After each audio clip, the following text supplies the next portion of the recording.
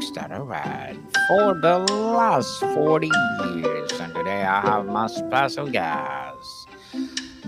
She is an author, psychic shaman, healer, and speaker, and the author of the book, well, Sarah's spiritual journey with Jesus, no other than Miss Michelle Henderson.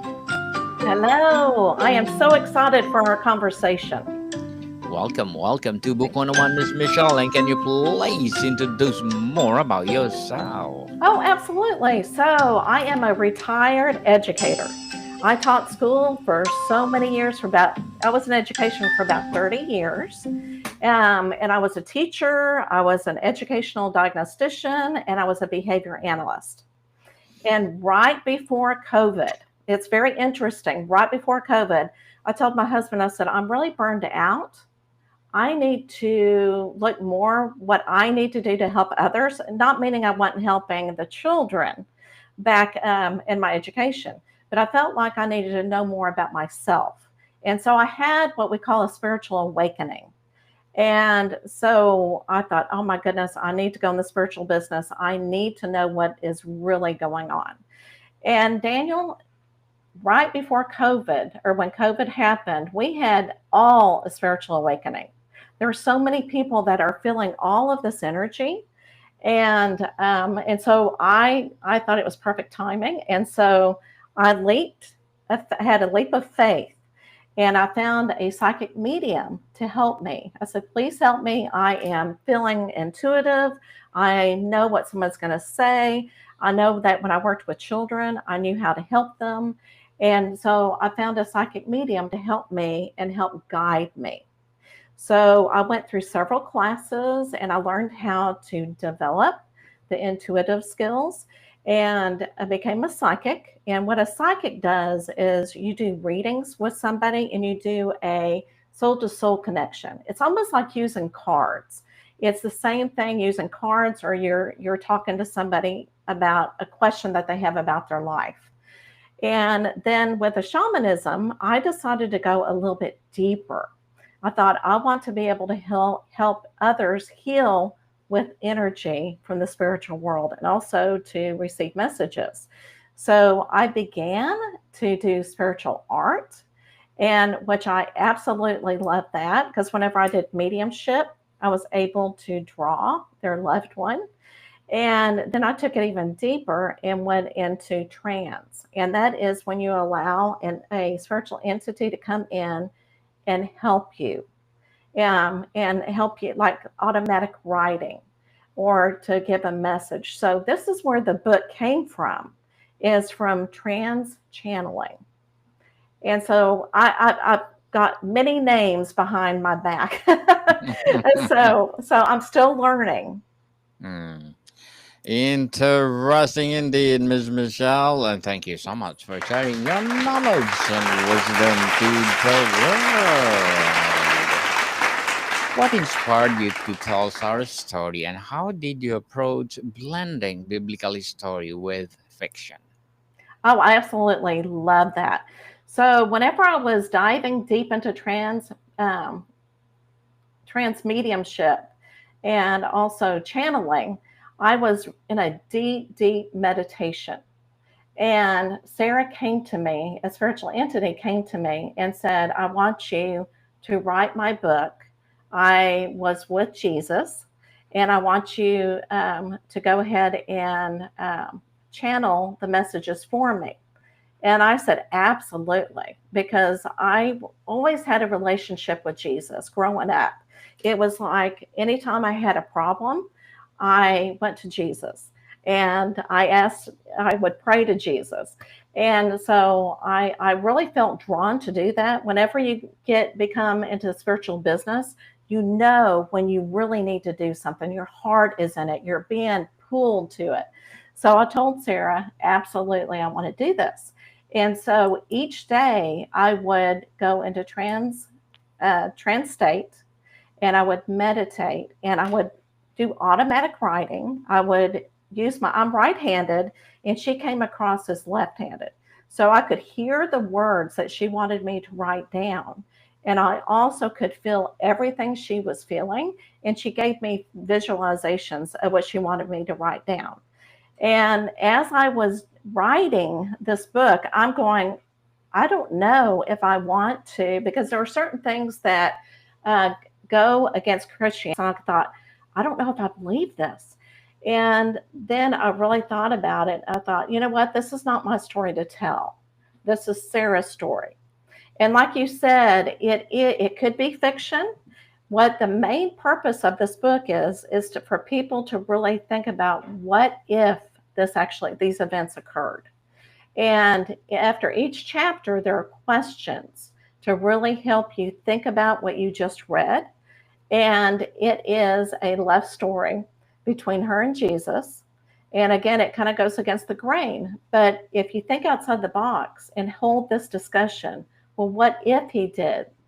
What if these things occurred? Then what if? And so that's how I started with the book. And again, it was a very spiritual knowledge for me, learning how to take somebody else's story from the spiritual world and write it down and share it with others who may need to know this information. Why focus on a lesser known figure who worked among Jesus rather than disciple or major biblical character? Yeah, that is such a, you do have great questions. Thank you. Yeah. So the reason is that Sarah came across is because, and I didn't realize this when I was first starting, but Sarah was her earth name, is how she told me. And she then, whenever she went around with Jesus, and after meeting him in market, and he asked her to walk with him and so I want you to come to the campfires because that's when I do all my ministering.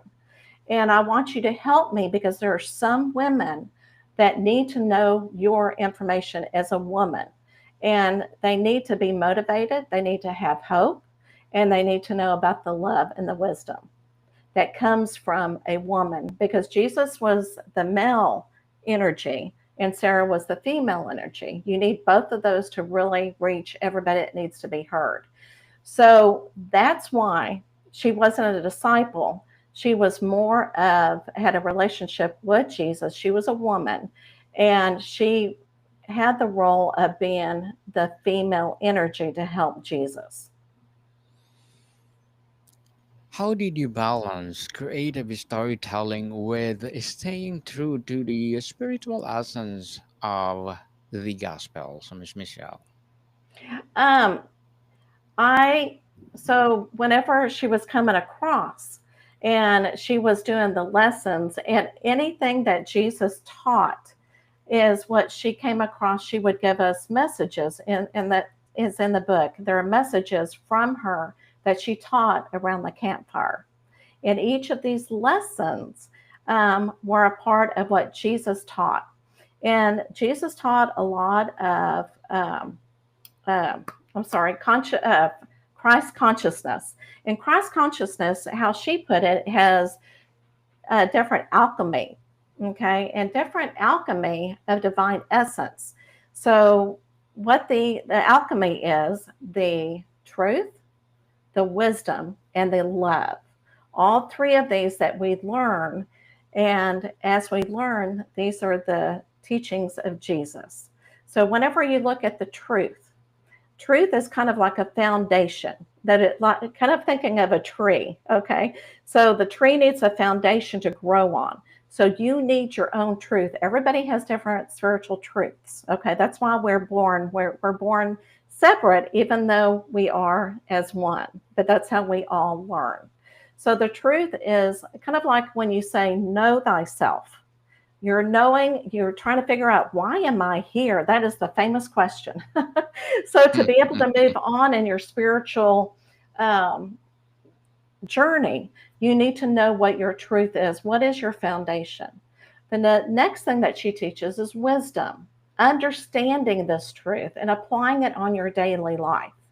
So if you helping people, Now, Jesus really, taught about treating others as you would want to be treated.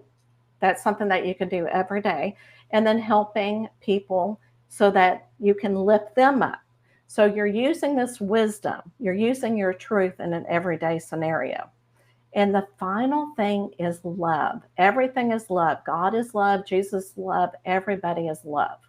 And so love is a state of being. The hardest thing that we usually have to conquer is forgiveness. How do you forgive somebody who is just pounding you in the ground, per se, and just made your life miserable? How can you forgive somebody?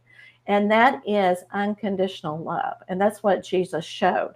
So, what Sarah was telling us is her story. It kind of what she taught around the campfire as well.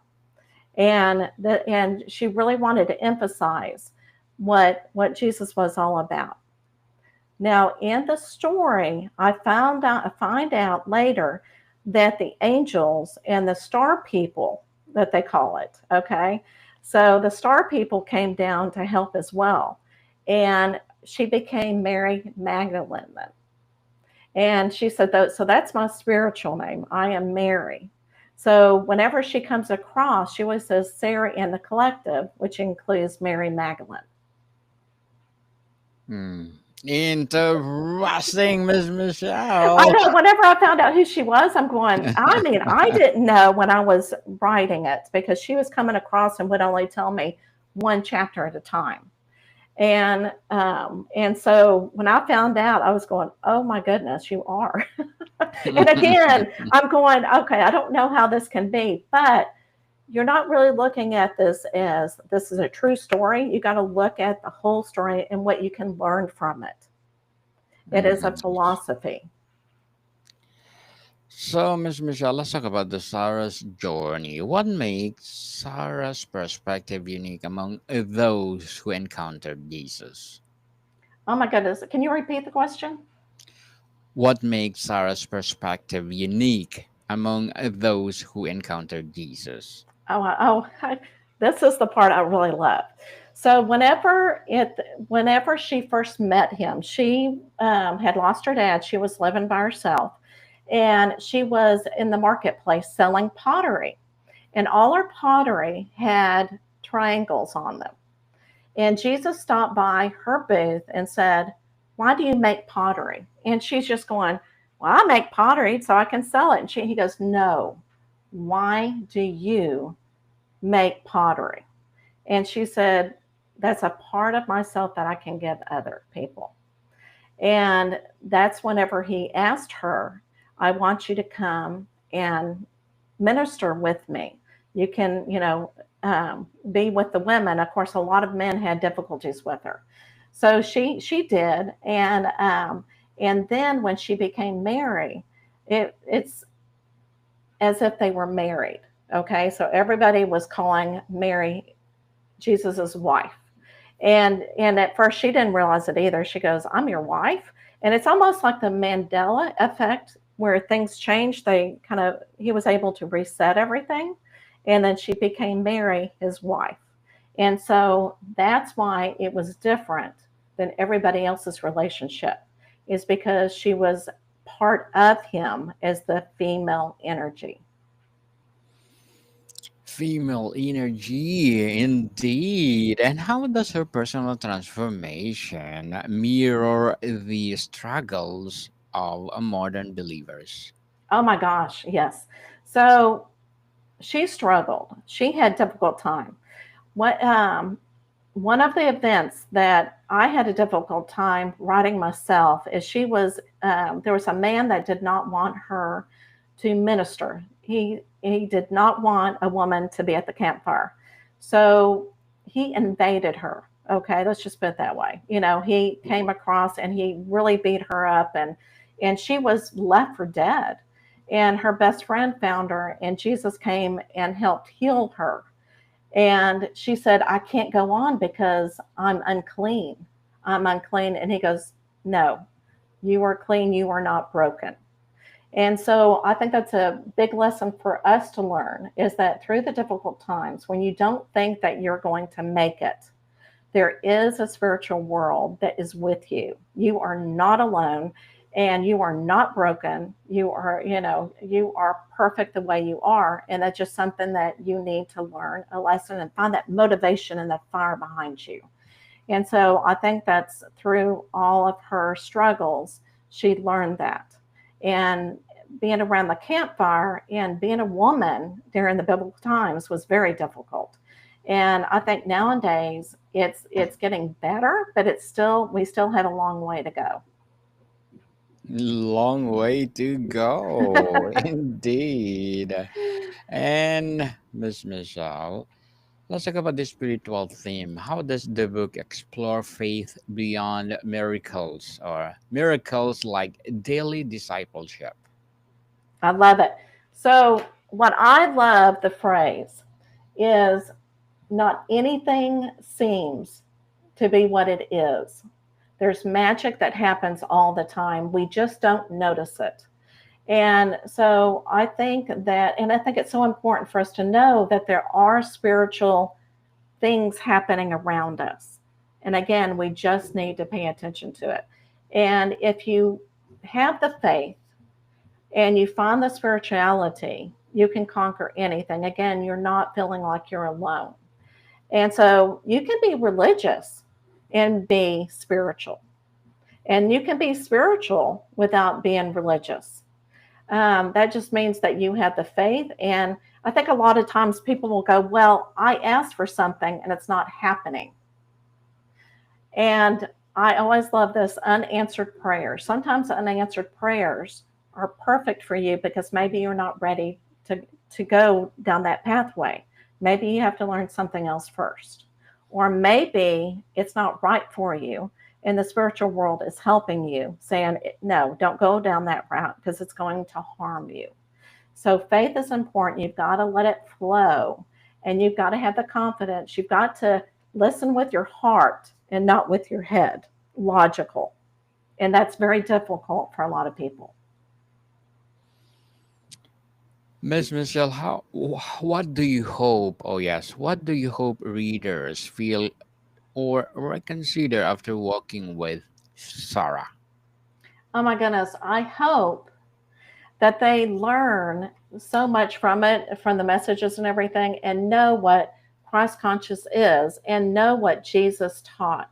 Because I know a lot of people right now they're either angry at Jesus or they're angry at the Christian church because they feel like it's very controlling. And I think through this, it's really saying no. He was wanting to teach that Christ consciousness with the truth, wisdom, and love.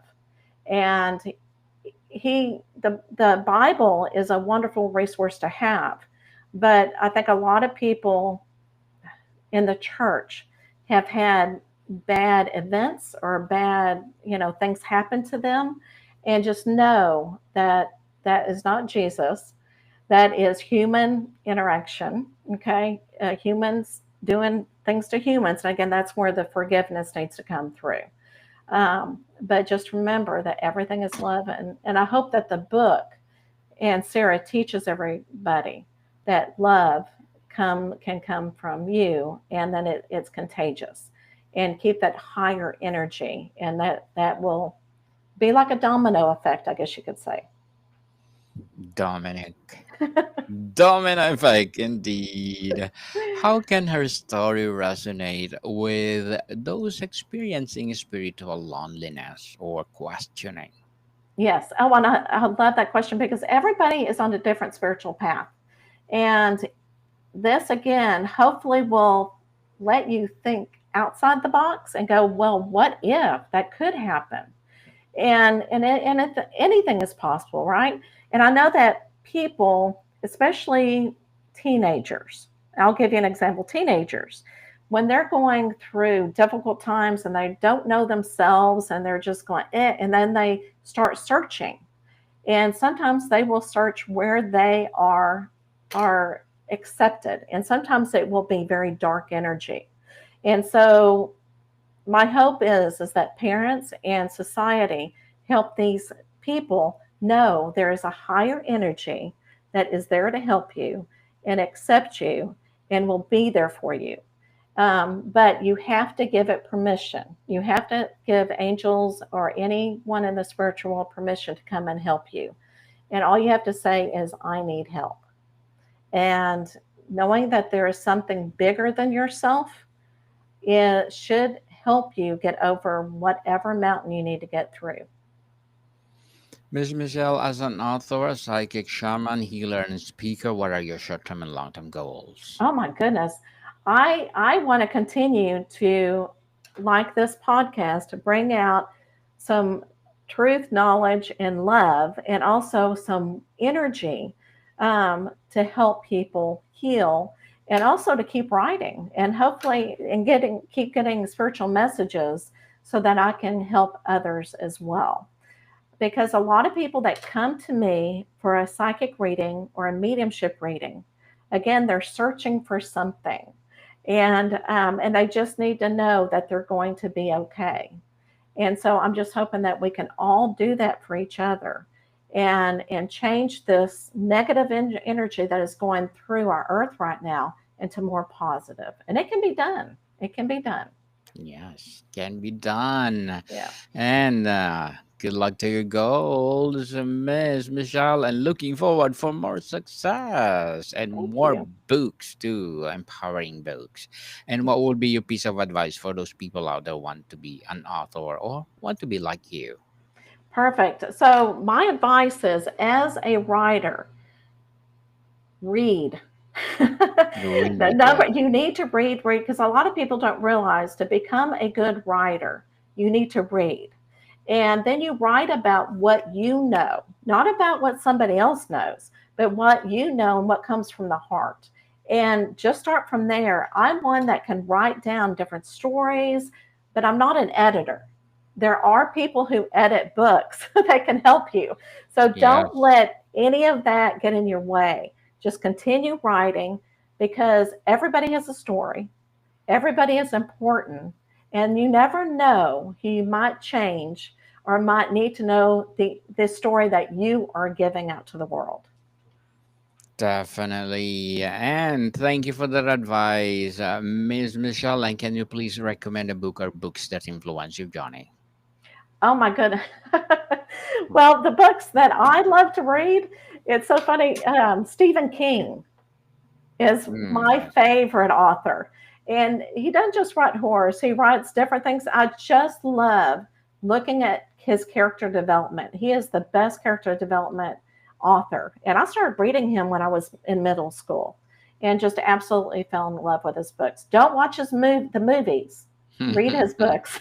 Read first. Or yes, the book is better than the movie. Yes.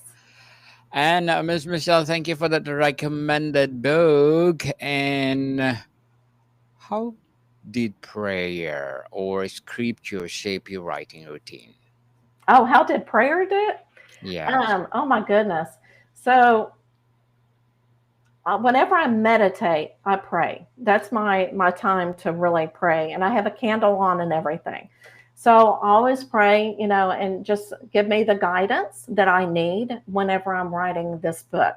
Now, with Sarah's Spiritual Journey with Jesus, I think this was the easiest book that I wrote, because I didn't really write it. I channeled it. But my father was a writer, and he told me, he said, whenever I write, I can always feel somebody standing behind me that I cannot see. So, and if you get frustrated and you just feel like the words are not coming, you need to stop and sit down in meditation or pray continuously. And then the words will come. But when it's not fun anymore, just stop. But yes, so I pray and I meditate before I write. Miss Michelle, before we wrap up our discussion for today, I'm inviting you to please do listen to my other podcast, people, my other podcast, because my abstract essay is already in fifth season, abstract poetry in Wow. second season, and my book 101 review in fifth season too, comedy 101 in second season, and my food 101 in fifth season as well, geography 101 in fourth season, and my baby podcast, law 101 and mental health 101. Love Letters in its third season, and Movie 101 Review and Music 101 in fourth season, and Science 101 and Sex 101 in its first season. Please listen to them. wherever you listen your podcast. So, Miss Michelle, if Sarah could speak to readers today, what would she say about following Jesus? Mm.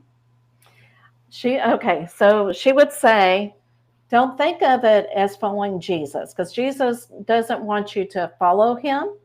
He wants you to know his teachings and to walk beside him.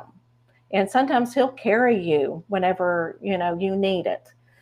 But look at his teachings and make sure that you use all the alchemy in your life so that you can love one another, and do not forget, you need to forgive not only other people who have done you wrong, but also forgive yourself. And follow your heart, walk your pathway. Everybody is different. If somebody doesn't like what direction you're going to, like friends or somebody, go anyway. Follow where you might need to be led. And always Yes. in love. Yeah. Yes, indeed.